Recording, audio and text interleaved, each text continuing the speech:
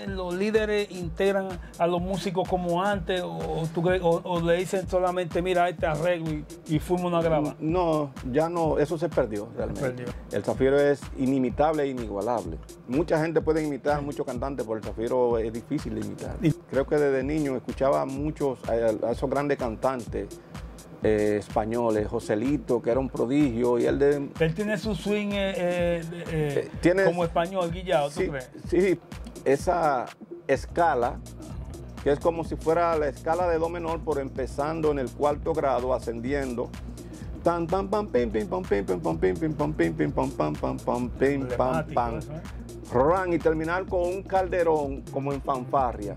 Tan pronto yo escuché la canción, yo lo llamé, le digo, Zafiro, ¿tú escuchaste eso, lo de Rosalía? Y entre nosotros, Guillao, no te tocó nada de eso. No,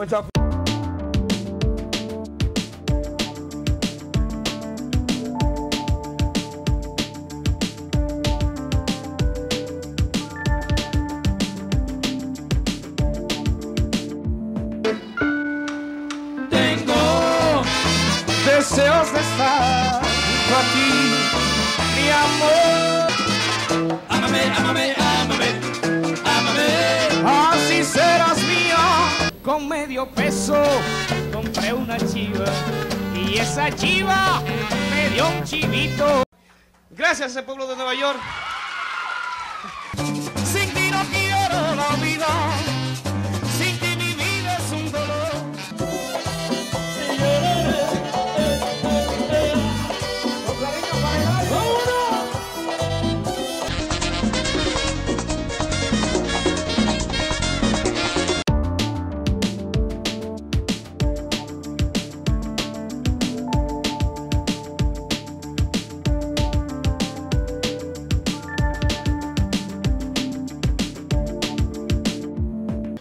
Gracias por estar de nuevo con nosotros. Seguimos duro y directo con la ayuda de Dios y bueno, el apoyo de todos ustedes, señores. Yo estoy muy contento con esta entrevista. Hace tiempo que andaba también detrás de él. Para mí es uno de los pianistas con más swing de República Dominicana. Productor, arreglista, compositor, es de todo. Así que vamos a picar aquí a hablar de todo con esa superestrella del merengue que es Dari Daris. ¿Cómo tú estás, hermano? Hermano, para mí es un placer, de verdad que teníamos días ya por coordinar esta bonita entrevista de este bonito programa, claro, duro y directo, como tú lo tienes. ¿Has visto algo de duro? Claro que sí, claro que sí. Realmente, pues, habíamos coordinado ya hace como un mes y pico más o menos, pero debido a los compromisos, tanto tuyo como mío. Que usted también tiene su swing, dígalo. Bueno, entonces. Nada, pero gracias a Dios estamos aquí y todo tiene su lugar y su día para verdaderamente hacer las cosas. Claro. Dari, a veces dicen, no, hay que dejar que la gente se la dé a uno, que uno mismo no puede decir, pero yo que tú eres de los pianistas con más swing, más bacano de allá. Tú estás dentro de los primeros lugares de todos los tiempos, ¿sí o no? Bueno, realmente tú sabes que todo es por tiempo, evolución. Hay grandes maestros, la cual nosotros tuvimos influencias, ya lo que somos de los 80 para acá, tenemos una influencia de esos grandes maestros que trillaron primero que nosotros. Entonces, uno como cuando empieza a estudiar, cuando tiene la vocación para la música, pues realmente uno se deja influenciar mucho, no solamente en el área de la música, en cualquier área del deporte, y siempre tiene como un norte a seguir de esos grandes maestros, la cual yo tuve mucha influencia. Entonces ya después que uno comienza a decollar, a tener ya su particularidad, pues entonces uno comienza a buscar su estilo. Sí. ¿Quién te inspiró a ti? Bueno, de hecho, mi primera inspiración desde cuando niño fue mi padre. Mi padre era músico. Sí. Él tocaba la percusión, tocaba tambora. ¿Tocaba con algún grupo allá? Él tocaba con esas grandes orquestas, con Luis Pérez, Espérate. con Papa Molina. Estuvo 22 años en la orquesta de la policía, en la San Judas Tadeo, la gloriosa orquesta de la orquesta de la policía. Wow. Duró 22 años ahí. Y nosotros, cuando mi papá, yo soy oriundo de San Juan de la Maguana, y mi papá me trajo pequeño, como a los 6 años, para la capital, la cual vivíamos en Villajuana los primeros años. Y yo veía siempre a mi papá desde pequeño pues tocar la tambora, practicar la tambora, el timbal y todo eso. Y esa fue la primera influencia como músico que yo tuve. Y por ende el primer instrumento que aprendí a tocar fue la tambora. Pero yo tenía mucha inclinación por el piano porque yo veía a las orquestas populares y orquestas americanas y veía a los pianistas. Y yo en una mesita me ponía a emular, como a imitar como ellos tocaban. Así, haciendo mímica sin saber lo que estaba haciendo. Y yo me acuerdo que mi papá ya a los 11 años me comenzó a dar las primeras nociones de música, lo que es teoría, los nombres de la nota, de los espacios, los silencios y demás. Y eso fue antes de él inscribirme a la academia. Me preparó primero antes de inscribirme a la academia. 11 años. ¿Cómo tú lo asumiste, eso de darte esas nociones? ¿Tú como niño lo asumías tranquilo? ¿Te gustaba lo que estaba haciendo? Claro, me encantaba porque ya solamente faltaba la parte elemental. Y mi papá, cuando ya yo tenía esa edad, fue entonces que él me agarró y dijo, ven, yo te voy a comenzar a dar las primeras nociones, lo que son los nombres de las líneas, los espacios, los silencios, cada uno con su nombre, lo que llamamos la escala natural de do, todas esas partes. Me comenzó a dar las primeras lecciones del método Pozzoli. Y ese fue el método que yo empecé en solfeo. Entonces, después de 6 meses después, fue que él fue y me inscribió a la academia, pero yo fui preparado ya con una noción. Ya tú tenías una noción de lo que sí. Exactamente. Y entonces, mi papá una vez, yo sentado en una mecedora, me dijo, ¿qué te gustaría hacer en la vida? Digo, a mí me gustaría ser ingeniero mecánico en ese tiempo. Yo siendo un niño. Y la música, y me gusta el piano. Entonces papá me dijo, pues para que no esté cargando, porque tocaba batería también, no esté cargando tantas cosas, pues el piano entonces. Y me decidí por el piano. Pero yo siendo niño, yo hacíamos grupitos pequeños en Villajuana. Y mi papá me había hecho una tambora en ese tiempo con un lado de lata de salsa que venía la salsa, y un pote de agua, de eso de ganar el aceite que lo cogían para agua. Pues y yo tocaba mi tamborita en la esquina y los muchachos con caco de botella, los convitos de las esquinas.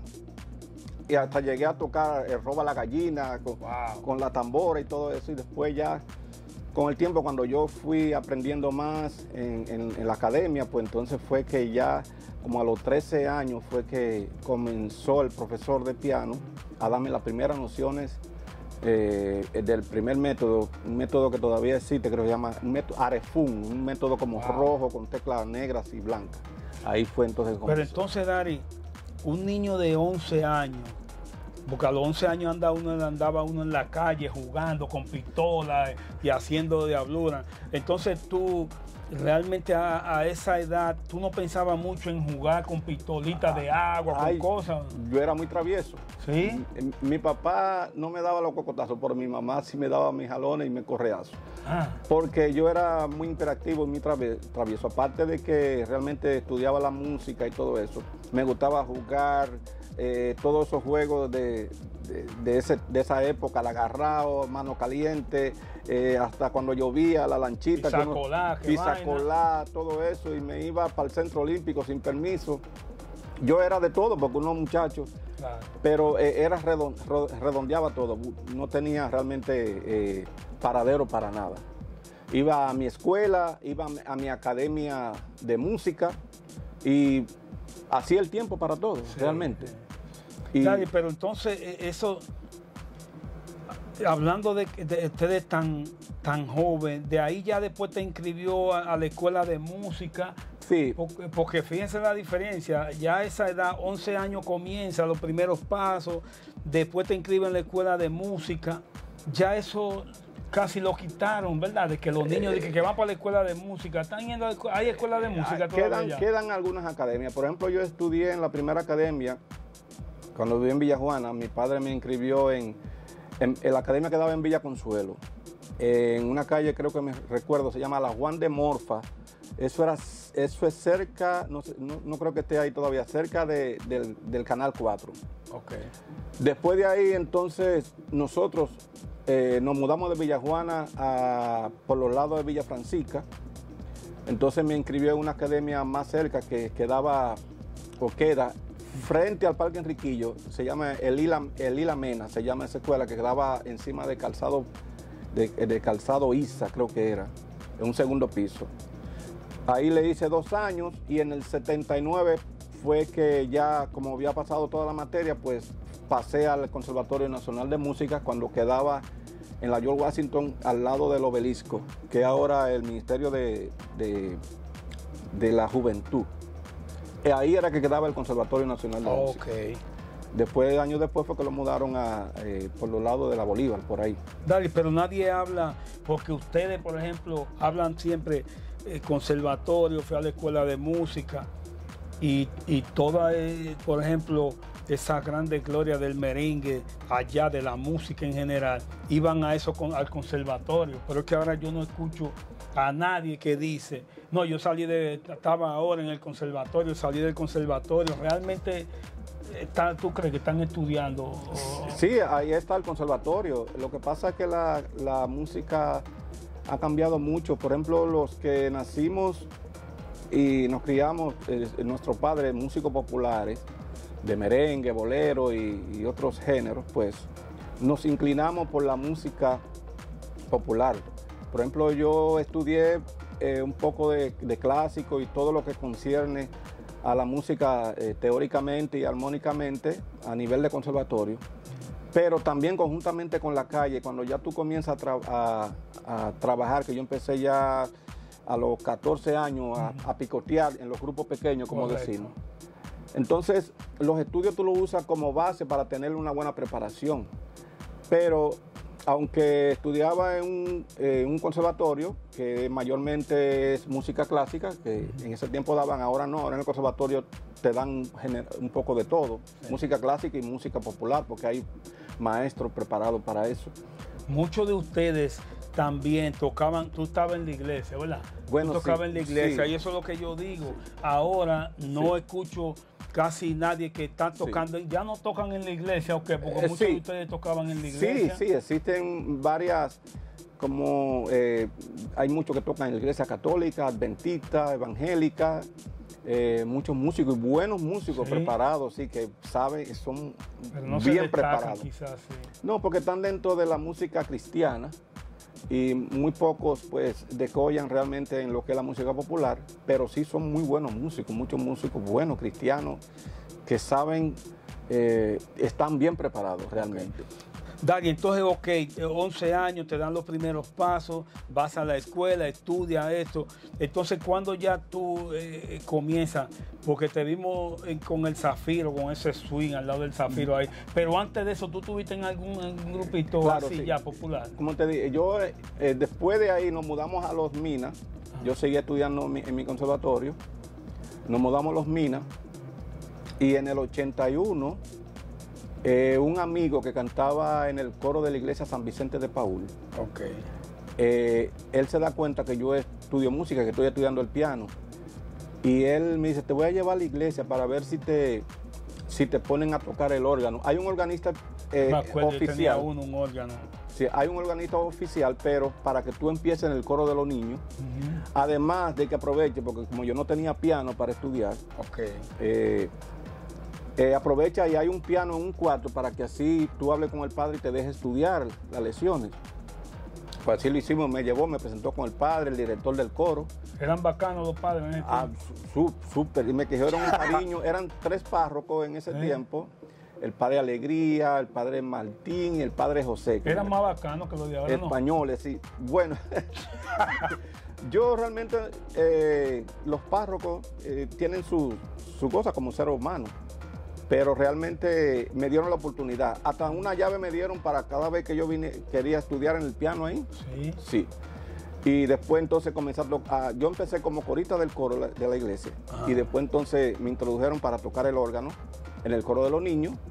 Y después entonces pasé al coro de los grandes hasta dirigirlo y tocar el órgano. Eso fue en la iglesia de San Vicente. Entonces después fue que comenzaron a decir, mira, hay un muchacho que toca en la iglesia ahí que yo creo que él puede tocar merengue. Okay. Y entonces ahí es que comienzan a llamarme. Con la primera persona que yo hice la primera presentación fue un ventú, que le decía un ventú antes de cómo eran de 5 o 6 músicos. Y fue con Radamel Agüira. Radamés, un saludo, ya estamos por ahí, viene por ahí Radamés. Radamés me convidó o me invitó para tocar un grupo pequeño, una copibán pequeña, Sí. y él imitaba en ese tiempo a Raulín Rosendo. ¿Radamés? Sí, Radamés cantaba igual que Raulín, y fuimos, y tocamos, fue como por el barrio de la Fruta, por ahí. Sí. Y él me pagó en ese tiempo como 3 pesos. Pero no 3 cuarto. pesos. Imagínate yo. Sí, porque muchas cosas eran a 10 cheles, a 5 cheles, a 25 cheles. Bueno, el fin es que yo esos 3 pesos que me dio, le di 1 peso a mi mamá, 1 peso a mi papá y me quedé yo con 1 peso para mi pasaje para allá al conservatorio. Porque mucha gente no lo sabe, pero fueron muchas veces que yo me iba a pies al conservatorio, de Los Minas a la George Washington a pie para estudiar música. Sí, ahí es que está también el detalle de que ahora te ven rico y famoso y la gente no sabe, señores, la pela que se cogía y hacían un verdadero sacrificio para ir a estudiar caminando a pie. Ahora es difícil que coja esa lucha nadie. Sí, es difícil, pero todo aquel que sabe lo que es el sacrificio, mayormente el que más lejos llega en todas las áreas. El que hace las cosas con amor, con sacrificio, con todo eso, realmente logra su cometido. Hay muchos que lo han tenido todo. Yo tenía amigos que tenían su piano en su casa, tenían su instrumento, todo, y no decollaron realmente como muchos que hemos tenido el sacrificio. Claro. Y así. Pero Dari, entonces, ¿cuándo tú entras a el grupo ya así conocido? Ya más profesionalmente, tengo un amigo que me llevó a un grupo más organizado, se llama Nelson Ulloa, bajista. Pero Nelson Ulloa, yo trabajé con un Nelson Ulloa, no sé. Nelson Ulloa es el bajista, arreglista de muchos éxitos de salsa. Ok, sí, saludos para Nelson Ulloa. Yo era como su hermano. Él siempre ha sido como su hermano más pequeño. Yo creo que él vive en Miami ahora. No, él vive en Providence. Ok, sí, por ahí. Y Nelson Ulloa, yo de la iglesia salía a su casa, su madre me guardaba hasta comida. Sí. Y de ahí... comiste del final, cuando tú llegabas, bien, ese morito ahí que le guardaban ese componcito a uno. Y me tenía mucho cariño. Y entonces de ahí nos íbamos al conservatorio. Él estaba en el conservatorio también y nos íbamos a pie. Entonces, él en ese tiempo estaba con una orquesta que se llamaba Orquesta La Llama, de Kelvin Peña. Orquesta La Llama. Y ahí fue que él me llevó la primera vez para yo ensayar con esa orquesta. Era por ahí. ¿Esa fue tu primera orquesta ya? Sí, ya más profesional, con arreglos y todo eso. Después, tuve unos meses con ellos. Después entonces, Marcelino, que fuimos compañeros con el Zafiro, es que él a lo primero me mandaba a aguantar a un sitio que tocaba en un grupo pequeño, a Rancho La Campana. Me acuerdo de eso. Yo tocaba ahí, bacano, quedaba al lado del primera clase. Sí, eso era bacano ahí, Rancho La Campana. Entonces, ya después Marcelo estaba con la orquesta La Proclama, de Tomás Barrera. Sí, esa orquesta buena también. Sí, a él me dijo, ¿tú quieres ensayar, tocar con la orquesta La Proclama? Y digo, sí, claro, porque uno sabe, en fiebre. Pero cuando yo entré ya había pasado el Jeffrey, había pasado Jos Calzarante, que en paz descanse. Sí. Y muchísimos cantantes, y entonces habían otros cantantes, y ahí duré más o menos como unos meses.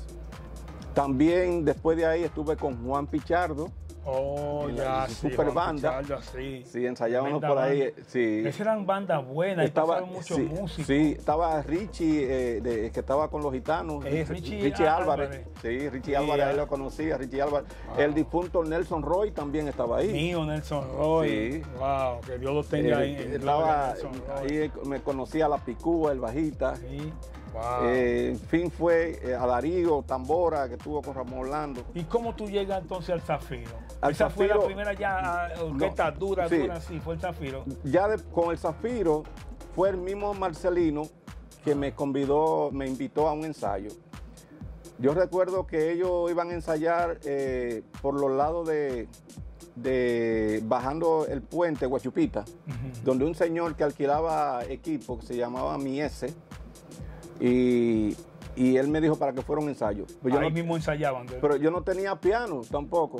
Entonces yo fui a buscar un piano prestado en Catango, Los Minas, y yo crucé toda la San Vicente y crucé el puente 17 a pies con el piano al hombro, porque para que tú veas que el querer es... Y ahora no hacen eso, nadie es fácil. No, ahora las facilidades... ¿Y ese fue el primer ensayo entonces? El primer ensayo con el Zafiro.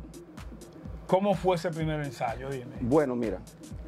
Sin sopita. Sin sopita. Guillao, ¿cómo era el Zafiro? ¿Cómo estaba el Zafiro ahí? No tenía ese swing todavía. ¿Sí? Mira, el Zafiro había salido de la orquesta de Bonnie Cepeda. Ok, ya era una figura. Una figura, sí. Entonces, cuando yo llegué cansado, así, con el piano, yo me siento en una silla en una mecedora de hierro, así, me dice el Zafiro, lo primero que me dijo fue, ¿cómo tú te llamas? Yo me llamo Francis, que es mi nombre de pila. Ah. Y él me dice, el Zafiro, eso no vende. Desde ahora tú te vas a llamar Daris. ¿Cómo? Sí. Él fue que te puso Daris. Él fue que me puso Daris. Me acuerdo yo sentado así, como a las 4 de la tarde, desde ahora tú te vas a llamar Daris. ¿Cómo? Y no solamente a mí, le puso nombre también al de las congas, al de la tambora, le puso un seudónimo, porque el Zafiro o Carlos Manuel no se llama así tampoco. Carlos Manuel se lo puso Bonnie Cepeda. Y el Zafiro fue el que se autodominó, el Zafiro, porque una piedra, y él, como su garganta siempre fue fuerte. Entonces él se autodominó el Zafiro. Wow. Entonces, ya de ahí, cuando eso él tenía en promoción un arreglo que le hizo Bonnie Cepeda, que se llama El Medio Peso.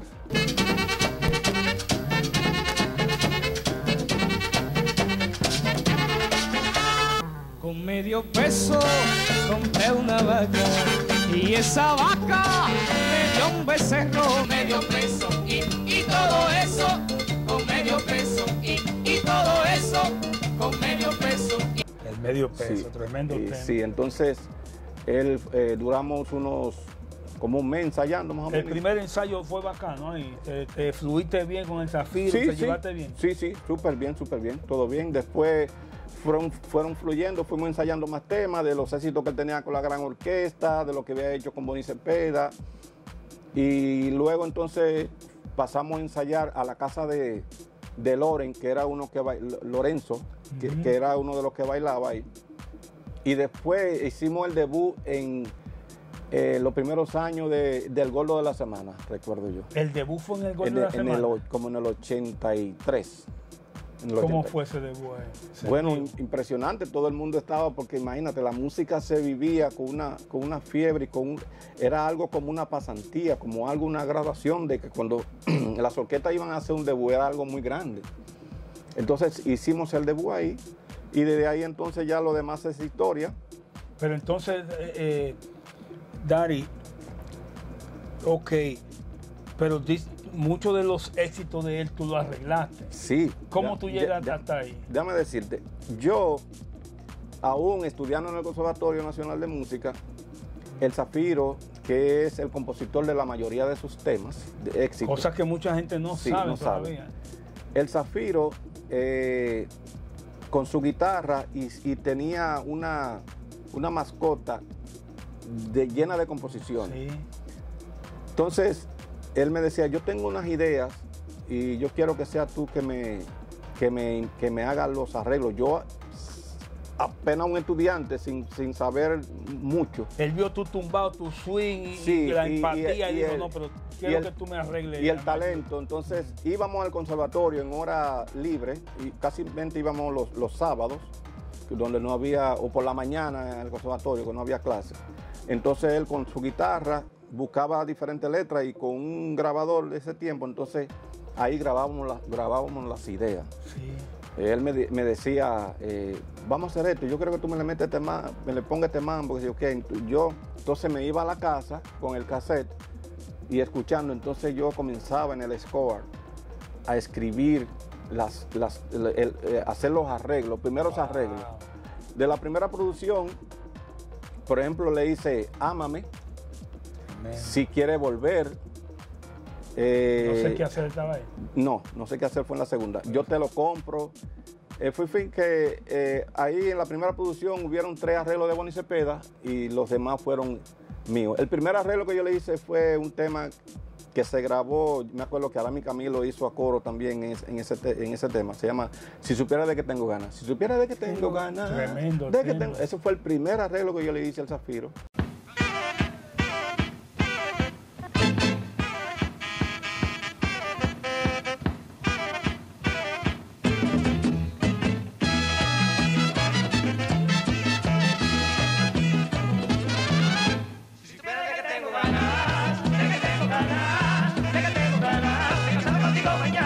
Espero que tú me aceptes, espero que te decidas, espero que tú me aceptes.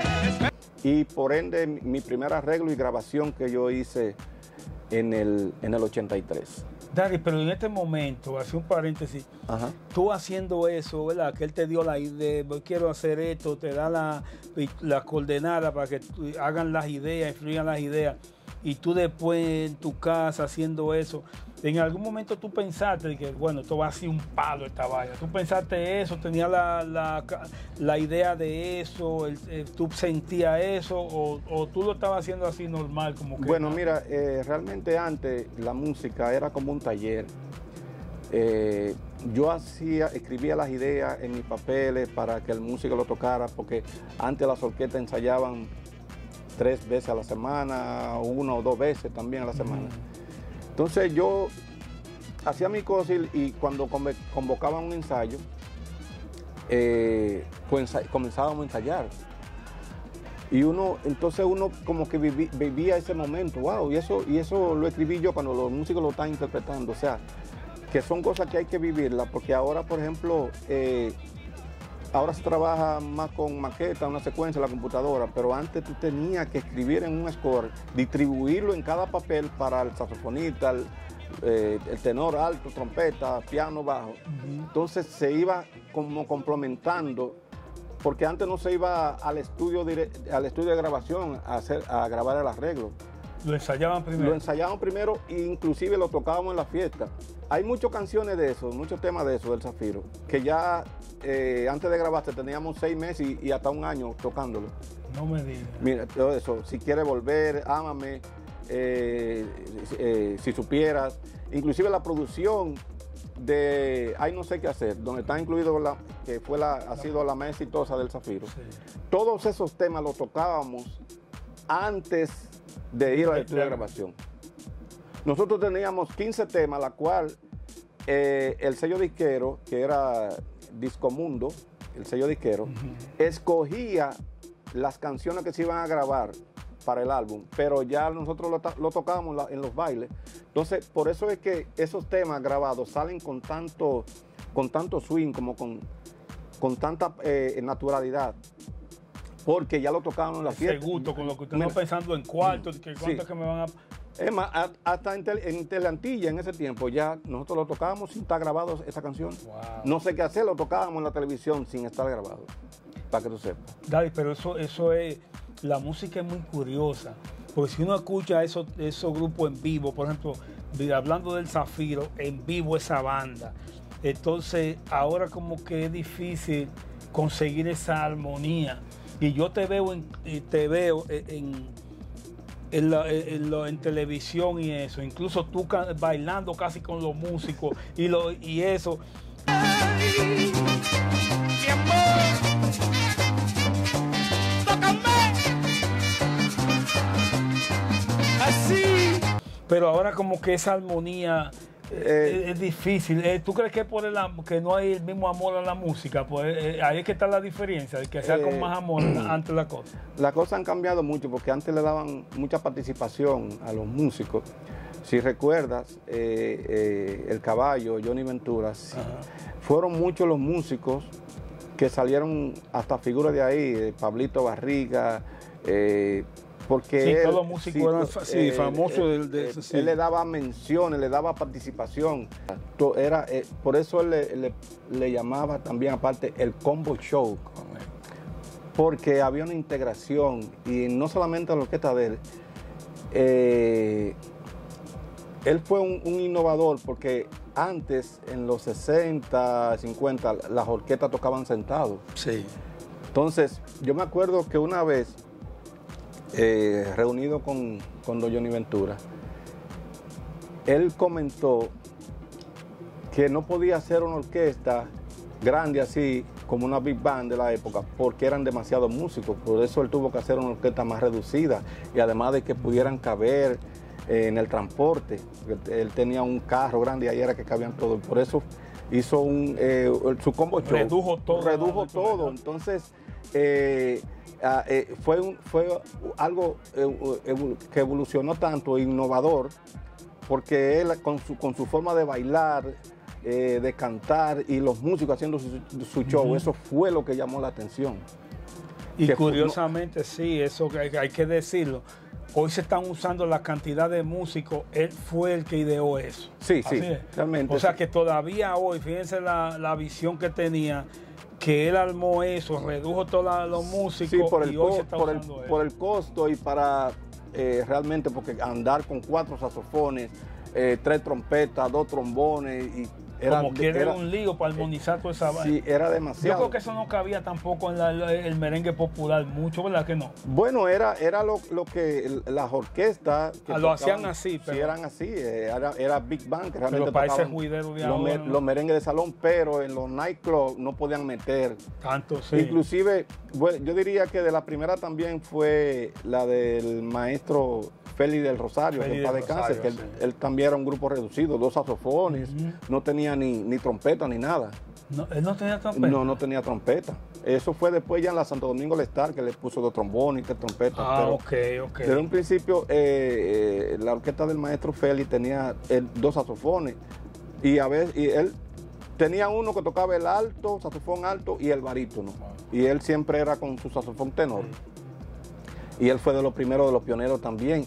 Y cuando Johnny Ventura surgió, era la competencia de Félix de Rosario. Dari, ¿tú crees que una cosa?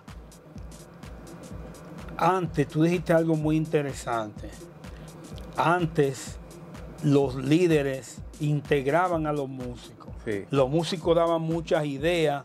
Incluso en el estudio se inventaban cosas porque todo el mundo fluía como hermano ahí. Todo el mundo estaba entusiasmado, todo el mundo aportaba. Esa colaboración que había entre los músicos se perdió, Guillao, hoy. Hoy los líderes integran a los músicos como antes, o le dicen solamente, mira, este arreglo y fuimos a grabar. No, ya no, eso se perdió realmente. Ya antes había más integración, había más comunicación, les permitían que el músico, por ejemplo, cuando yo hice los primeros arreglos con el Zafiro, cuando los saxofonistas inventaban un mambo, a mí me gustaba, entonces yo lo escribía en el papel. Y muchos mambos de esos que están grabados, lo hacían en la fiesta y yo entonces lo ponía en el papel ahí. Y se grabaron en los temas del Zafiro muchos mambos de esos. Wow. Entonces, antes el músico tenía libertad, claro está, eran, ya en los mambos eran otra temática.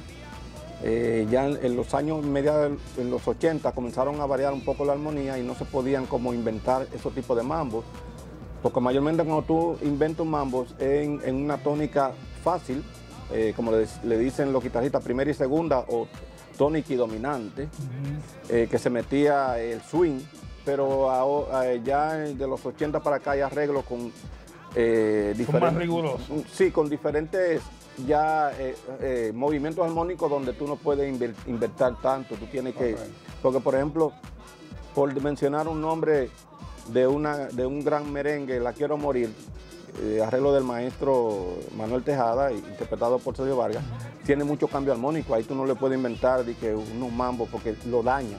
Claro. La gente, yo voy en contra de muchos merengues que la gente conoce como se grabaron y entonces le cambian mambo, le hacen diferentes cosas y está bien que quieran meterse como en la jocosidad de lo bailable, como están las cosas ahora, pero ya esos arreglos están hechos así y la gente lo tiene metido. Hasta la tonalidad le cambia, a veces cantándolo, sí. lo cambian como, lo cantan diferente, Sí. la gente como que no lo disfruta. Sí, no lo disfruta igual. se desvirtúa realmente la originalidad del arreglo como tal. Entonces, si usted quiere hacer un merengue evolucionado como está ahora, pues hagan un arreglo nuevo. Pero esos merengues tan bonitos como están ya elaborados, no voy realmente en eso de que se le metan mambo, que van en total desacuerdo con lo que ya viene estipulado ya el arreglo originalmente. Claro, y tú comenzaste ahí, entonces te vimos, como te dije, el swing, chévere, Zafiro. ¿Cuántos años? ¿Cómo fue la convivencia? ¿Cómo fueron esos años con el Zafiro? Bueno, para mí fue una de las mejores, mi experiencia principal. Como jefe, como el Zafiro. Mío el Zafiro, que él va a ver la entrevista. Yo realmente... ¿Se quillaba contigo? No. El Zafiro tiene su temperamento. El Zafiro me dice mi hijo, porque yo realmente no tiene que ser agradecido. El Zafiro fue el que me dio me abrió las puertas de yo ser productor de su orquesta, ser director de su orquesta. O sea, me abrió todos los caminos. Si no hubiese sido por el Zafiro, pues mi nombre o mi conocimiento que él me dio la oportunidad, pues no hubiese descollado, y realmente todos esos créditos y todos esos éxitos que le arreglé el Zafiro, pues me abrió mucho las puertas como productor, y realmente le estaré todo el tiempo agradecido, porque el Zafiro es una de las voces más privilegiadas dentro del merengue. El Zafiro es inimitable e inigualable. Mucha gente puede imitar, muchos cantantes, pero el Zafiro es difícil de imitar. Y sobre todo yo siento que el Zafiro ha sido subestimado. Yo pienso como que no le han dado el valor como en la cultura, como artista, como con todo eso, como compositor. Yo no he visto las premiaciones dándosela al Zafiro. Sí. Es lamentable que una gloria como el Zafiro realmente no se le dé el valor que yo siento que no se le ha dado. ¿Sabe lo que pasa? Es que hay muchos merengueros de los 80 que vinieron y se radicaron en la ciudad de Estados Unidos, principalmente Nueva York, y prácticamente, no sé, por la situación en ese entonces, pues se olvidaron de la plaza. ¿Perdieron la comunicación con Santo Domingo? Perdieron la comunicación en ese sentido, y ya venía la decadencia, la decaída de muchos sellos disqueros, no estaban grabando, aunque el Zafiro, aún estando aquí, que tenía contrato con Disco Mundo, en la única producción que yo no le trabajé al Zafiro fue en una que le hizo el maestro Bertico Sosa y Ramón Orlando, que es donde está el Himno a la Alegría.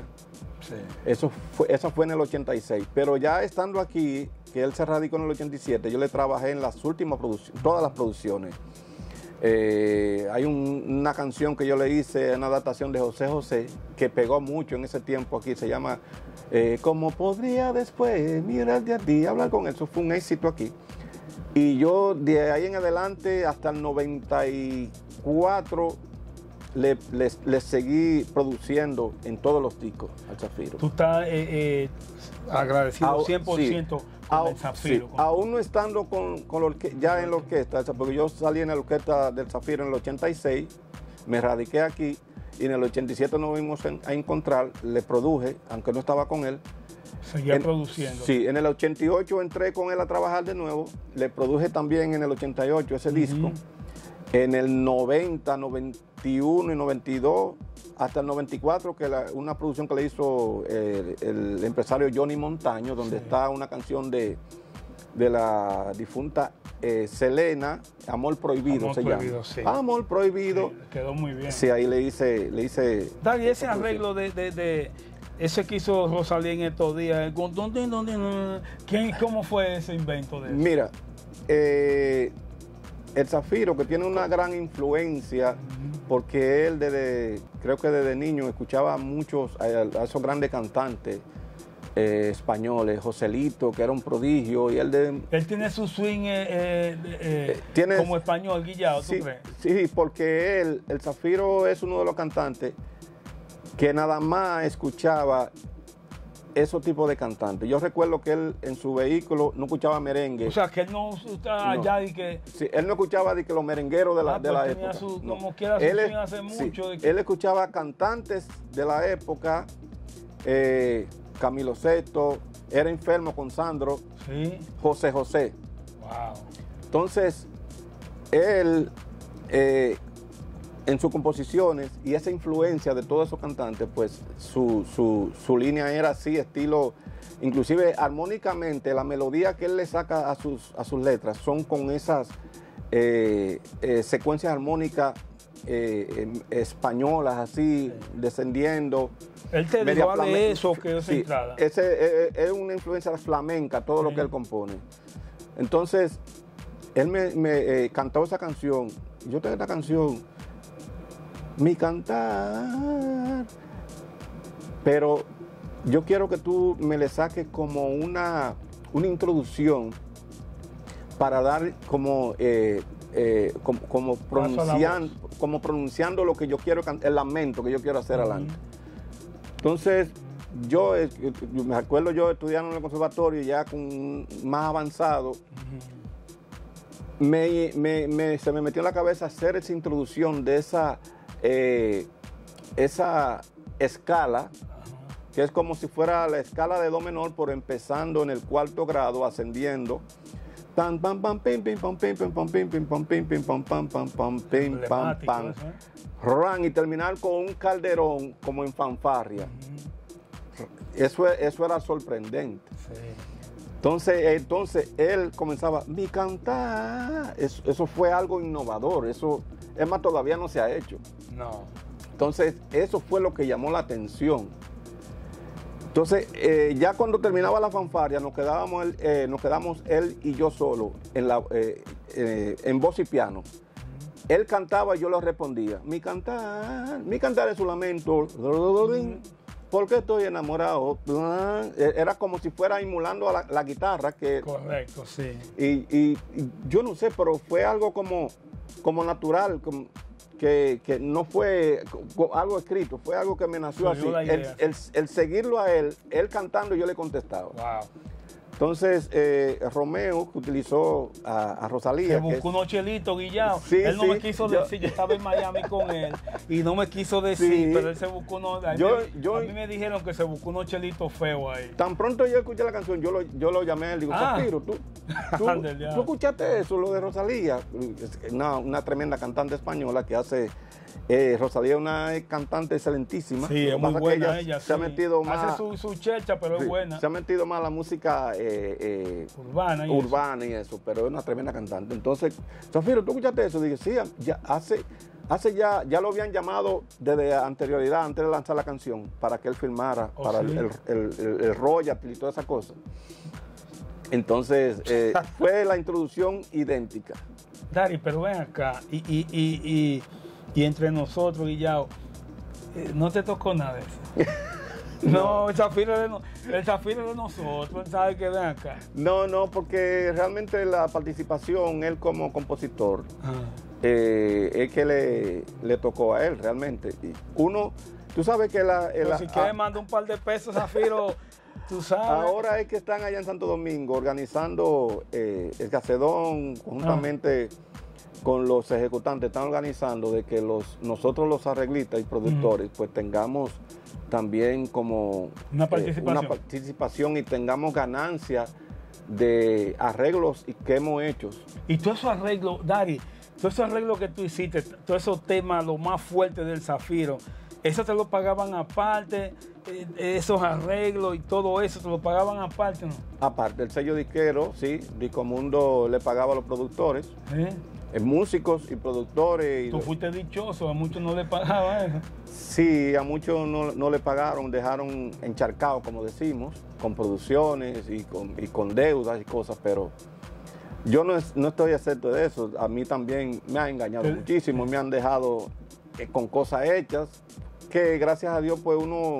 Pero es normal en este negocio. Sí, es normal en este negocio. Pero ya existe hace mucho que todo el mundo, como cualquier negocio... Toma su precaución. Toma su precaución y coge siempre el 50% del trabajo que tú vayas a hacer. Ya. Dani, entonces, ok, ya estamos ahí, todos esos arreglos, época de oro, el Zafiro matando, por ahí, tú ahí. Pero entonces, en el 86 fue que tú saliste. En el 86. ¿Por qué saliste? No, Sopita. ¿Por qué saliste del Zafiro? No, yo sentí que yo había cumplido como ya... una etapa. Sí, una etapa. Entonces decidí ampliar más mis conocimientos y ahí me quedé aquí en la ciudad de Nueva York. Quería ampliar más mis conocimientos, estudiar más, prepararme más. Y por ende, entonces, cuando se dieron cuenta que yo estaba aquí, comencé a trabajar con diferentes orquestas. Pero tú viniste con él y te quedaste fuera. En el 80, no, yo salí, vinimos a la última gira. La última gira que vine con él, precisamente fue al mejor carnaval de merengue que hacía el José Tejeda. Mío, un saludo, un abrazo a José Tejeda, que siempre nos comunicamos y ¿verdad? Hace como 5 o 6 años que vi a José Tejeda por la Jarabacoa, por allá, sí, por ahí. Vamos para allá y que hay mango, vamos a ir para allá un día de esto. Y ese fue uno de los mejores festivales de merengue. Ese fue 86. 86, en febrero. Vinimos a una gira donde estaban las presentaciones en el Madison del festival y en marzo decidí no ir para allá. ¿Se quedaron todos los músicos? No. Él se fue también, ¿sabes? Sí, él se fue para allá. Se fueron todos, nada más fueron como 2, Marcelino y yo, y creo que 2 músicos más. Hazme un resumen de lo que tú hiciste aquí, 86. Mira, matan en el carnaval, todo bien, época de oro, todo está bonito, pero entonces tú sientes que ya terminó tu rol, tu etapa, tú quieres hacer algo como diferente. Quería prepararme más musicalmente. Dame un resumen, ¿qué hiciste en ese tiempo? Seguí estudiando aquí, preparándome más como músico, productor. Entonces comencé a tocar con diferentes grupos. Con el primer grupo que toqué fue con el grupo El Sindicato. Ah, esa buena, El Sindicato. Con mi cintura, mi cinturita. Hey. Duré un año con el Sindicato. Un grupo, ese tema lo tenían cuando eso. Sí, era un grupo de los grupos más electrizantes que había en esa época. Una coreografía y un dinamismo tremendo. Después de ahí entonces pasé conjuntamente con las orquestas. Entonces comencé a gravar y a arreglarle a muchas orquestas aquí. Entonces después de ahí me llamaron para dirigir la Orquesta Libertad, una orquesta que habían 2 muchachos que cantaban con Los Bravos. Duré un año ahí. Entonces, en el 88, cuando ya el Zafiro estaba radicado aquí, del 87, entonces comencé a tocar con el Zafiro de nuevo. De nuevo, ok. Tuviste un tiempo. Duré un año. Aquí ya estando con el Zafiro. Ya el merengue no estaba en su buena igual, estaba bajando la cosa. Seguía la cosa buena, seguía. Entonces ya en el 89 es que veo a David Kenton y es que me invita y me dice, mira, vamos a hacer algo, vamos a hacer unos temas. No era con fines de hacer grupo y hacer una producción para negociarla. Bueno, comenzamos a buscar los temas. Después que teníamos los temas todo listo, que yo hice todos los arreglos, fuimos a grabarlos Santo Domingo. Pues entonces se comenzó a promover un tema que se llama El Lunar. Enséñame el lunar para verlo, enséñame el lunar. Eso comenzó a tener éxito aquí en La Mega, en todos sitios. Entonces tuvimos que formar la orquesta. A mí me gustaba mucho ese tema. Yo recuerdo ese tema El Lunar, tremendo tema. Bueno, que yo me entrené en esa producción grabando un tema que yo hice, se llama Tengo y Tengo. Lo que tú quieras, muy bueno, tengo y tengo. Esa es letra también. Y composición mía. Sí. Y entonces hicimos la orquesta. David Ari y la banda show. Eso fue todo un acontecimiento. A mí me gustaba el bailecito que hacían. Sí. El bailecito que hacían ahí. Sí, entonces estaba David Kenton, Miguel Núñez, estaba otro cantante más que se llamaba Pucci. Saludos para David Kenton. David Kenton, sí. Que no me ha llamado, me tiene mareado, pero eso va. Mira, entonces. ¿Y de ahí qué hiciste? ¿Estuvieron un tiempo ahí? David salió, duró un año y yo seguí con el proyecto. Ok. Entonces, ¿qué sucede?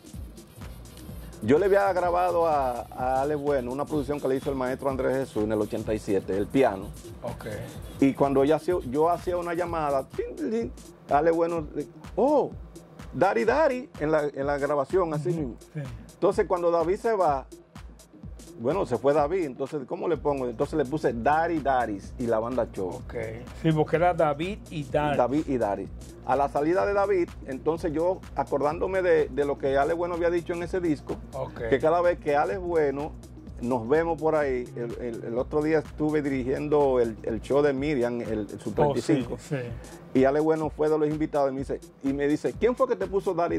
Digo, o tú, porque te ¿En puso... qué tema fue? La producción de Ale Bueno, donde está Lucía, Ah, ok. en esa producción. Entonces él dice Dari, lo dijo 2 veces. En todos los discos lo dijo él. Ah, ok. Dari, siempre decía Dari, porque Ale Bueno tiene la peculiaridad que él a los músicos le repite el nombre 2 veces. Ah, ya. Sí. Vilomar. Oh, sí, yo me acuerdo. Tú sabes, y así, fulano, Sí. Luciano, y así. Entonces, cuando él escuchaba esa llamada que le gustaba, decía, oh, Dari. Entonces, yo tomé el nombre y le puse Dari la banda Show. Ya eso fue en el 90. Tuviste un tiempo ahí con la banda. Sí, nos fuimos para allá a formar la banda. Entonces yo estuve con la banda Show del 90 al 95. Y de ahí ya seguiste, ¿qué hiciste? De ahí entonces fue que le cambiamos totalmente el estilo y nombre de en vez de Dari la banda Show, entonces es que después surge Sin Fronteras. Oh, wow. Sin Fronteras surgió en el 96. Pero ese grupo rompió también, sí. Sin Fronteras. Entonces, que todavía está. Todavía, yo estoy trabajando con los muchachos. ¿Y cuándo se da, doctor, que tú tuviste un tiempo con Sergio? Sí. ¿Qué sucede? Sin Fronteras surge a finales del 96. Okay. Debuta en Sábado de Corporán. Y estamos en un lapso del 96 al 2002, porque ya a los muchachos se les terminó el contrato ya y ellos deciden hacer tienda aparte. Miguel Ángel, Eddie Manuel hicieron... O sea, los cantantes del frente... Sí, ya se les había terminado el contrato y... Quisieron hacer tienda aparte. Sí, tú pero sabes, con el nombre, ¿de quién era el nombre? No, el nombre realmente siempre fue mío. Lo que pasa es que fue registrado por la compañía a la cual pertenecía.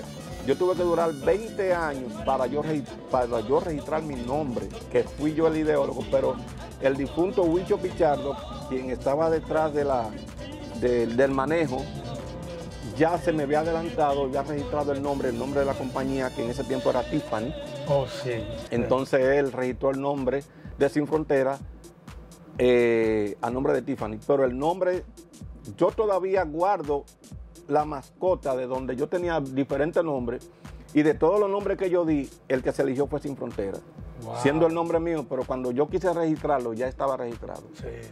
Entonces los muchachos hacen su grupo independiente, Eddie Manuel y su orquesta, Miguel Ángel y su orquesta. Así duró un tiempo y después en el 2008 es que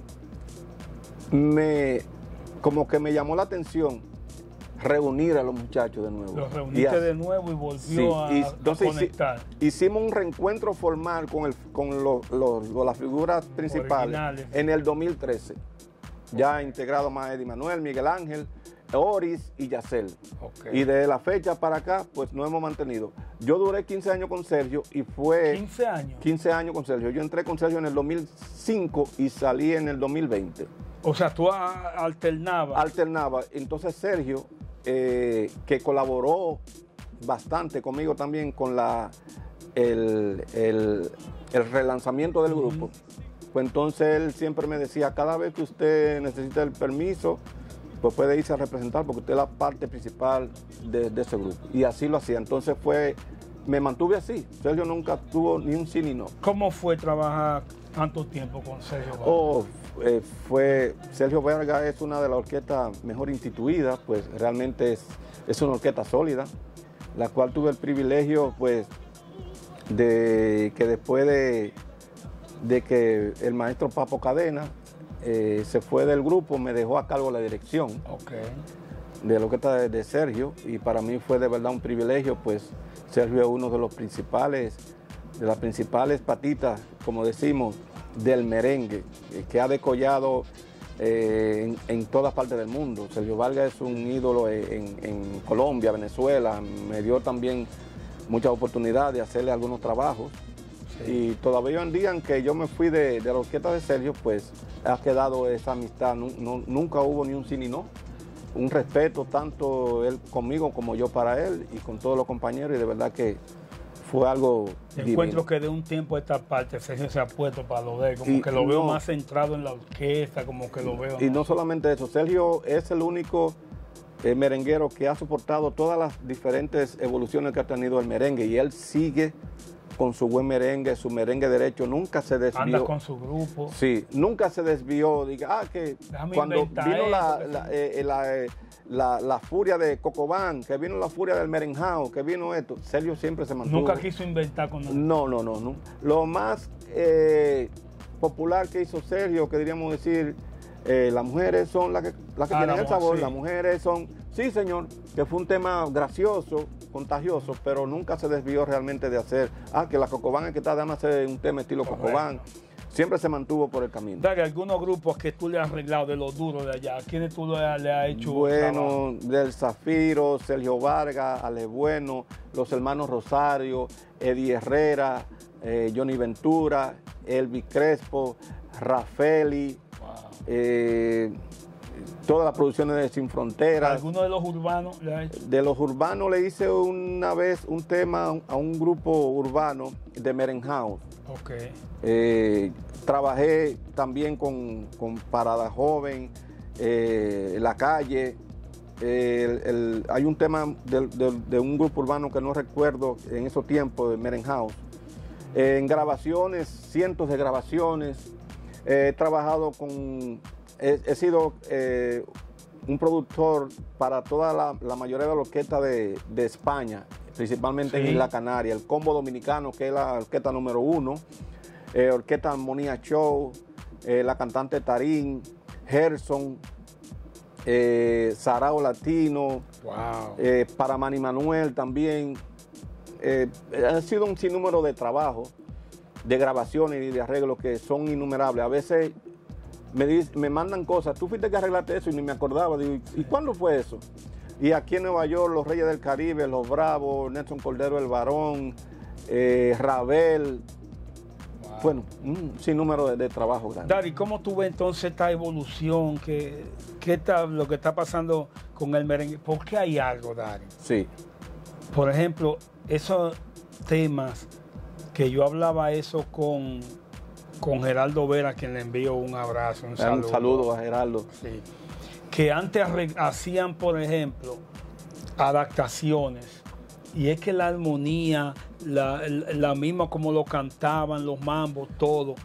Pero ahora, Dari, ¿por qué que no se puede lograr una adaptación con ese nivel de calidad, de armonía, de los mambos, de todo como antes? ¿Por qué? Eso es algo curioso de la música. Tú tienes una idea, porque yo veo muchos amigos míos merengueros que están haciendo eso y hacen adaptaciones, pero ni siquiera como lo que ochentoso.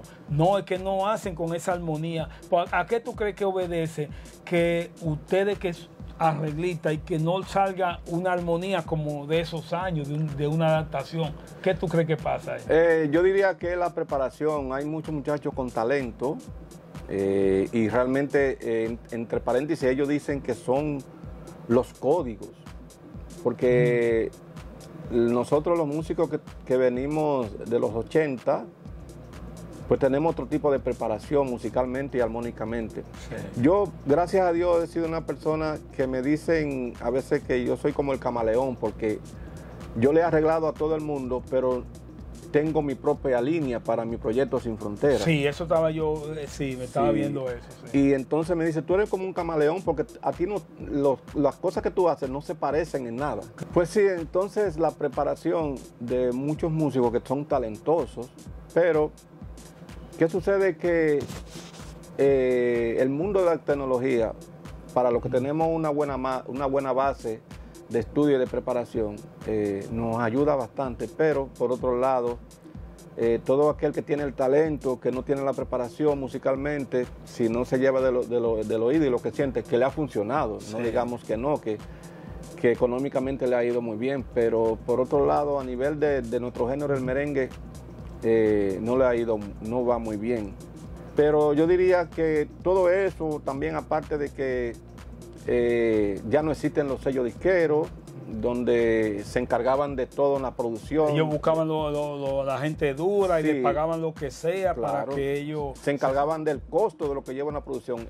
Antes el cantante iba a cantar al estudio. No tenía que ver nada a veces que... No. Mira, grabé eso. Por ejemplo, el disquero Bienvenido Rodríguez, que ha sido el disquero más exitoso de... ¿Tú crees que Bienvenido es el más exitoso? El más exitoso. Bienvenido le produjo a la mayoría de los grandes merengueros.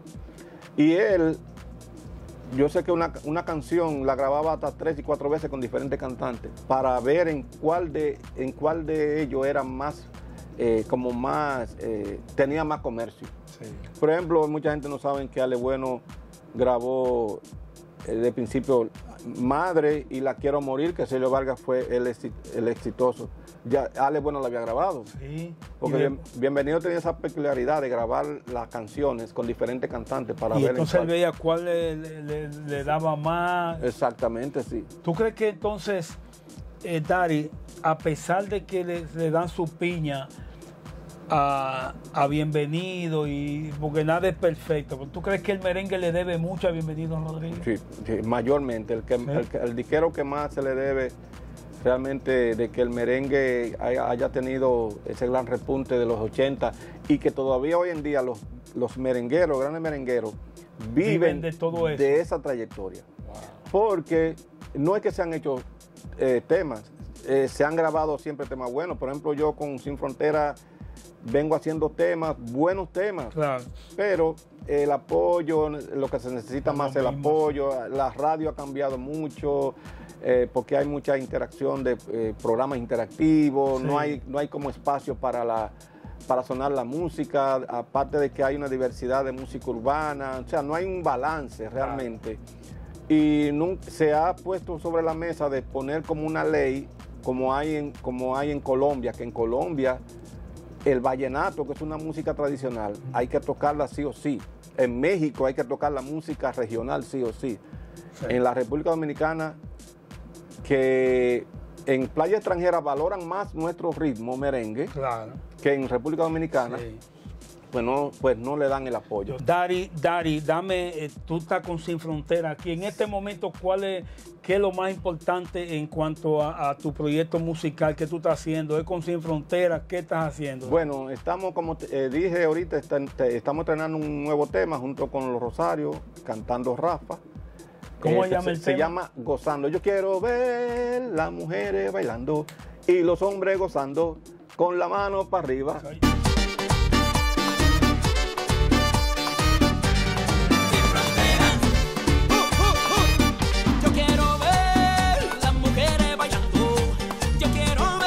Bien, ya eso está en la plataforma. Ya está en la plataforma, bueno. Increíblemente en 2 semanas que tiene, pues en Spotify tiene más de 50,000 views. Qué bueno. Y nos sentimos muy contentos y seguimos trabajando. Y vamos a seguir trabajando haciendo merengue bueno, cosas buenas, porque eso es lo que sabemos hacer. No han dicho, hagan merengue de lo que está pasando ahora, pero hacemos merengue con la misma calidad de Sin Frontera, pero claro, con los colores. Con los códigos de ahora. Que la juventud, o los códigos, como dicen los urbanos. Sí, claro que sí, pero sin perder la dignidad, sin perder la idiosincrasia y la imagen y el mensaje para que la gente pueda escuchar, los niños, los mayores, sí, los ancianos, todo el mundo, que sea universal para todos. Ya está Sin Frontera disponible entonces para fiestas. Siempre ha estado disponible, inclusive quiero anunciar que vamos para Santo Domingo en diciembre.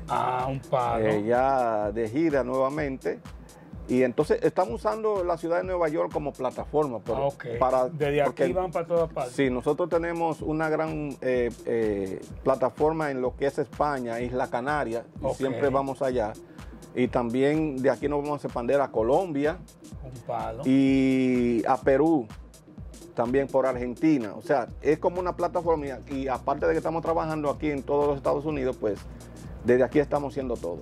Bueno, yo lo veo a Dari, da gusto, señores, verlo. Yo sé que él nació para la música, fíjense, 11 años ya estaba metiendo mano, conservatorio, todo, tantos éxitos que ha arreglado, y con ese amor que toca, usted lo ve, ese swing, arreglista, compositor, de todo.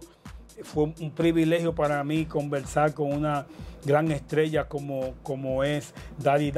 Muchas gracias, hermano mío, por este momentico. Gracias, y siempre a la orden, y le digo que no desmayen, sigan para adelante siempre, que Dios tiene siempre buenos propósitos, y en la música no importa la edad. Super estrella Dari.